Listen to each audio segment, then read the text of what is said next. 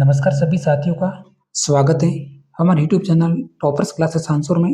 आज के सेशन में बात करेंगे सीटेट परीक्षा 2026 के लिए हिंदी व्याकरण के 15 अति महत्वपूर्ण प्रश्न। आज के सेशन में हम देखने वाले हैं ये जो प्रश्न है जो कि सीटेट परीक्षा में 3 से 4 बार है जो कि पूछे गए हैं। इस क्लास पे अंत तक बने रहना और इन 15 प्रश्न के आंसर बताने की कोशिश करना। हमारा पहला क्वेश्चन है, हिंदी भाषा की लिपि कौन सी है? लिपि से संबंधित प्रश्न है जो कि हर एग्जाम्स में ये प्रश्न आ सकता है। देखिए ऑप्शन नंबर है फारसी, रोमन, देवनागरी या फिर उपरोक्त सभी हिंदी भाषा की लिपि। इस प्रश्न का हमारा करेक्ट आंसर है वो option number C, Devanagari. Option number C को है जो कि हमें लॉक करना है। उसके बाद है देवनागरी। किन किन भाषाओं की है जो कि लिपि है? तो संस्कृत, मराठी, नेपाली और हिंदी, इन 4 भाषाओं की लिपि है वो हमारी है देवनागरी। कभी कभी ऐसे भी प्रश्न आता है कि निम्न में से कौन सा एक ऑप्शन है जो कि देवनागरी लिपि से संबंधित नहीं है, ऐसे भी प्रश्न पूछा जा सकता है। उसके बाद अंग्रेजी भाषा की लिपि रोमन है, पंजाबी भाषा की गुरुमुखी है और उर्दू भाषा की लिपि कौन सी है? तो हमारी है फारसी यानी फारसी भाषा। अब यहाँ पे अभी कंफ्यूजन हो जाते हैं कि फारसी क्या है, उर्दू क्या है। तो उर्दू भाषा है और फारसी क्या है? एक प्रकार की लिपि है। तो उर्दू भाषा की लिपि कौन सी है? वो हमारी है फारसी। नेक्स्ट प्रश्न संख्या सेकंड, प्रतिदिन शब्द में समास कौन सा है? प्रतिदिन शब्द में समास अविभाव, द्विगु समास, तत्पुरुष समास या फिर द्वंद्व समास। प्रतिदिन शब्द में समास, देखिए वह समास जिसमें हमारा पहला पद या तो उपसर्ग होता है या फिर अवयव होता है। तो उसमें कौन सा समास होता है? उसमें समास होता है हमारा अविभाज्य समास। इसमें देखिए प्रति एक प्रकार का अवयव है। जो भी आपको उदाहरण देखने को मिले और शब्द देखने को मिले उसमें अगर आपको पहला पद है या तो उपसर्ग देखने को मिले या फिर अवयव देखने को मिले तो उसमें हमारा समास होता है अविभाव। उसके बाद दूसरा उदाहरण है अविभाव का जिसमें पहला पद प्रधान होता है, प्रथम पद अवयव, जैसे यथाशक्ति, इसमें यथा है जो कि हमारा अवयव है। उसके बाद उपसर्ग युक्त पद जैसे प्रत्येक, प्रत्येक एक शब्द है, इसमें उपसर्ग कौन सा जुड़ा है? वो जुड़ा है प्रति, प्रतिधन एक प्रत्येक। तो इसमें समास कौन सा हुआ?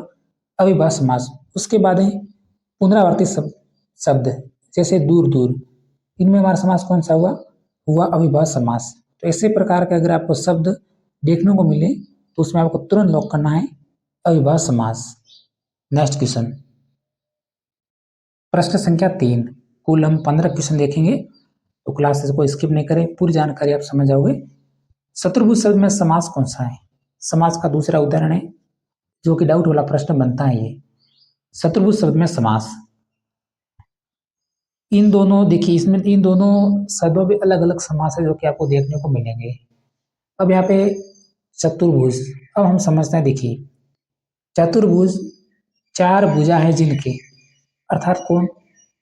4 भुजा जिनके अर्थात विष्णु, शायद विष्णु या फिर महावीर, ऐसा कुछ नाम है जिनके 4 भुजा होती हैं, अन्य अन्य अर्थ निकलता है। ठीक है, 4 भुजा है जिनके अर्थात विष्णु या फिर महावीर, इन दोनों में से कोई भी एक है। उसके बाद है चौरा, 4 राहों का समूह, इसमें अन्य अर्थ नहीं निकलता। देखिए चौरा, तो चौरा शब्द में समास कौन सा हुआ है? तो वह समास हुआ है द्विगु समास। ठीक है, चौरा शब्द में हमारा समास है द्विगु, 4 राहों का समूह, इसमें कोई अन्य अर्थ नहीं निकलता है। उसके बाद चतुर्भुज, 4 भुजा है जिनके अर्थात विष्णु, तो इसमें अन्य अर्थ निकलता है। तो हमारा समास कौन सा हुआ? बहुब्रीहि समास। दूसरा उदाहरण चतुर्भुज समास, वह समास जिसमें हमारा पहला पद होता है वो होता है संख्यावाची। देखिए इसमें भी 4 लिखा हुआ है, इसमें भी 4 लिखा हुआ है। कोई भी समास आपको देखने को मिले और उसमें पहला पद संख्यावाची हो और अन्य अर्थ नहीं निकले तो उसमें हमारा समास होता है वो होता है द्विगु समास। कभी कन्फ्यूजन नहीं होना है क्योंकि इसमें भी आप पहला पद संख्यावाची देख रहे हैं, इसमें भी आप पहला पद है जो कि संख्यावाची दिख रहे हैं, लेकिन इनमें से समास अलग अलग बन रहा है। जैसे पहले में बन रहा है द्विगु समास है और दूसरे ऑप्शन में बन रहा है बहुब्रीहि समास, क्योंकि जो दूसरा ऑप्शन है इसमें अन्य अर्थ निकलता है। जैसे दशानन, 10 आनंद है जिसके अर्थात रावण, उसमें अन्य अर्थ क्या निकला? रावण निकला, तो उसमें हमारा समास कौन सा हुआ? बहुब्रीहि समास। इस प्रकार से आपको ध्यान रखना है इस प्रश्न का। ये प्रश्न पूछते हैं, कभी चौरा का पूछते हैं, कभी चतुर्भुज का पूछते हैं। प्रश्न संख्या 5, निम्नलिखित में से किस शब्द की वर्तनी है जो कि शुद्ध है? वर्तनी की दृष्टि से शुद्ध शब्द, शुद्ध और अशुद्ध, एक एक प्रश्न आता है। सियांसी, सन्यासी, सियांसी दे रखा है और सन्यासी, वर्तनी की दृष्टि से शुद्ध शब्द। तो फिलहाल मैं आपको जल्दी से आंसर बता देता हूं। इसका जो करेक्ट आंसर है वो है ऑप्शन नंबर डी, सन्यासी। ये हमारा वर्तनी की दृष्टि से शुद्ध में। कभी भी हम जल्दबाजी में ऑप्शन नंबर भी भर देते हैं जो कि गलत है। उसके बाद एक कुछ शुद्ध शब्द जो कि मैंने अलग से बताया है, उज्ज्वल। डू ज की मात्रा भी इसमें छोटी आती है, ध्यान रखना है। त्योहार, यू की मात्रा एक ही होती है। तिथि, दोनों मात्रा छोटी। आशीर्वाद, अब यहाँ पे जल्दबाजी में हम क्या करेक्ट कर देते हैं, सी के ऊपर हम र की आधी मात्रा जो कि लगा देते हैं, लेकिन आशीर्वाद है ये हमारा शुद्ध शब्द है।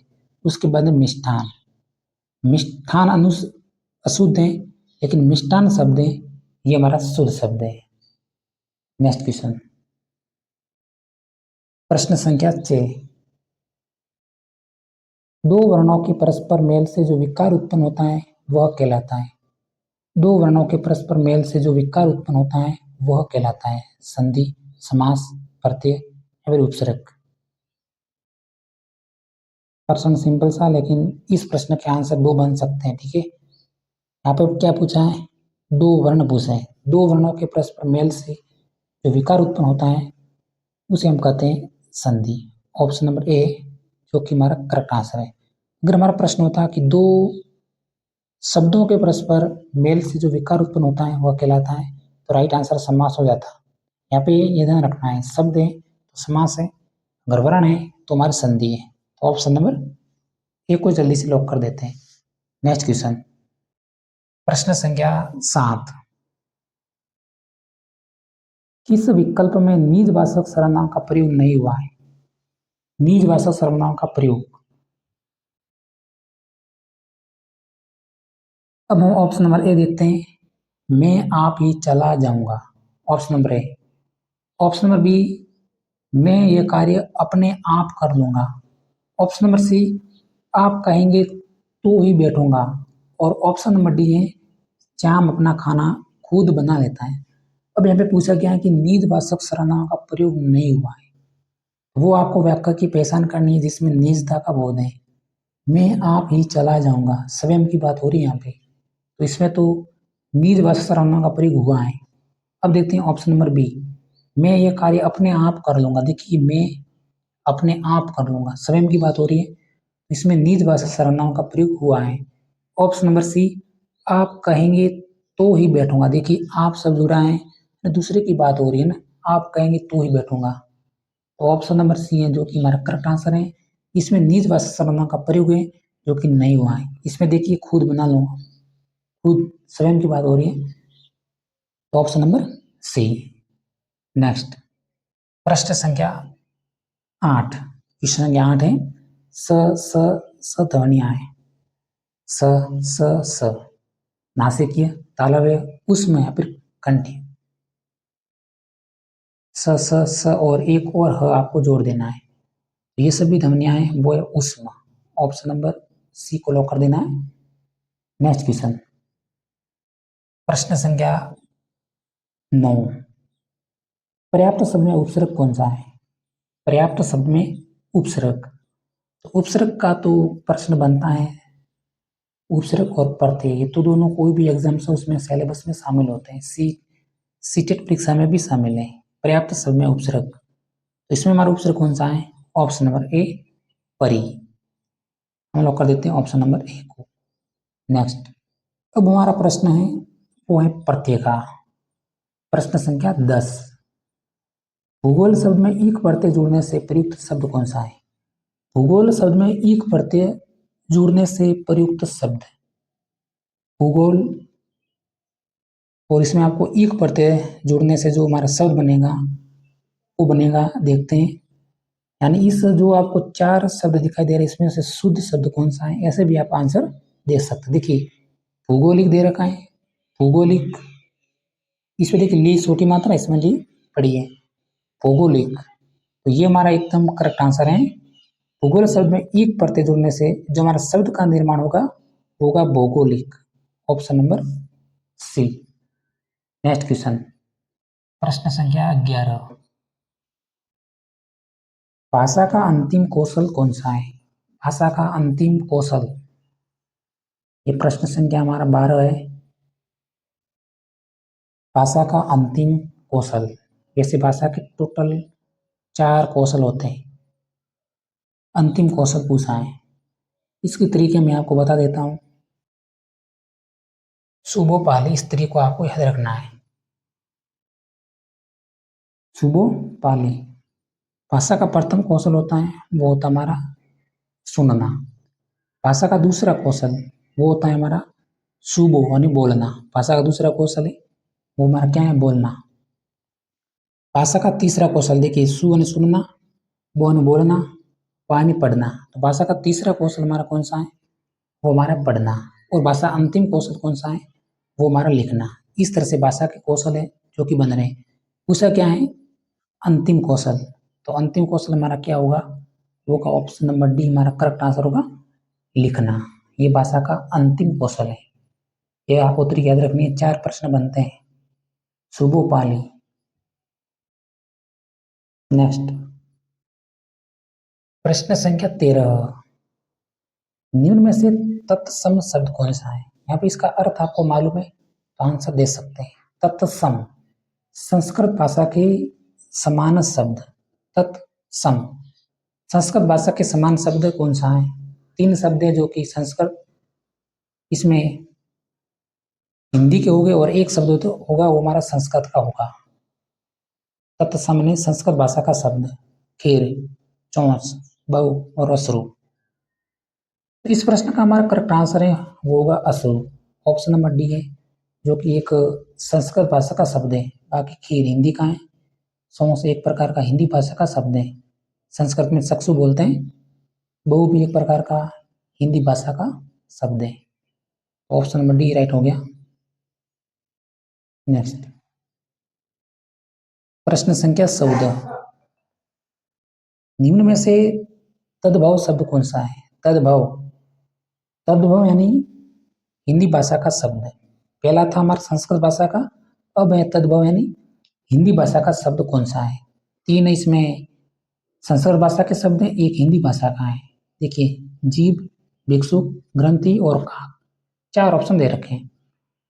तो काक हमारा एक प्रकार का संस्कृत भाषा का है, कैंसल हो गया। ग्रंथि संस्कृत भाषा का है, हिंदी में गांठ बोलते हैं। भिक्षुक एक प्रकार का संस्कृत भाषा का शब्द है। ऑप्शन नंबर ए एक प्रकार का तद्भव शब्द है यानी हिंदी भाषा का शब्द है। अब देखते हैं आज की क्लास का हमारा अंतिम प्रश्न। हमारा अंतिम प्रश्न है, दाता शब्द का विलोम नहीं है। दाता शब्द का विलोम नहीं है वह पूछा है, बताइए। एक ऑप्शन आपके एग्जाम्स में आने वाला है, इनमें से कोई भी, या तो इन ऑप्शन में से आ सकता है या फिर ये प्रश्न डायरेक्ट आ सकता है। दाता शब्द का विलोम नहीं है। देखिए, दानी,